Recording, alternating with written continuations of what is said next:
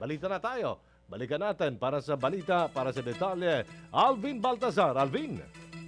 Magandang umaga ulit, Aljo. Makikipag-ugnayan ng Palasyo ng Malacanang sa Philippine National Police kasunod ng pinakahuling development sa plano sara ng pamahalang Pilipinas na makabili ng US-made rifles. Ang pahayag ay ginawa ng Palasyo matapos ang ulat na lumabas sa Reuters na nagsabing ibinimbin muna ng US State Department ng go signal sana nito na makapagbenta ng 26,000 rifles sa pambansang pulisya.